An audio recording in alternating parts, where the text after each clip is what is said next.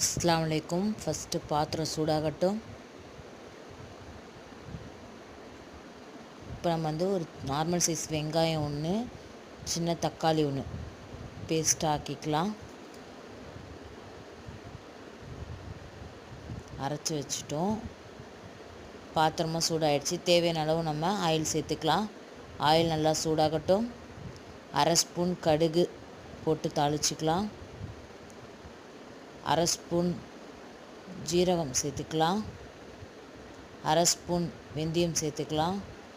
இப்போ நம்ம கட் பண்ணி வச்சுருக்க பெரிய வெங்காயம் ஒன்று அதையும் சேர்த்துட்டு தேவையான அளவு உப்பு, முழு பூண்டு, தேவையான அளவு கருவேப்பிலை நல்லா வதக்கிட்டு தக்காளி ஒன்று கட் பண்ணி வச்சுருக்கோம் அதையும் சேர்த்துக்கலாம். நல்லா கலரி விட்டுட்டு அரை ஸ்பூன் மஞ்சத்தூள், ஒரு ஸ்பூன் மிளகாய்த்தூள் நல்லா கலரி விட்டுக்கிட்டு நம்ம அரைச்சி வச்சுருந்த பேஸ்ட்டும் சேர்த்துக்கிட்டு புளி தண்ணி ஊற்றிட்டு குழம்புத்தூள் 3 ஸ்பூன் போட்டு நல்லா கொதிக்க விடலாம். நல்லா கொதிச்சிடுச்சு. காரக்குழம்பு ரெடி. வாங்க சாப்பிட்லாம்.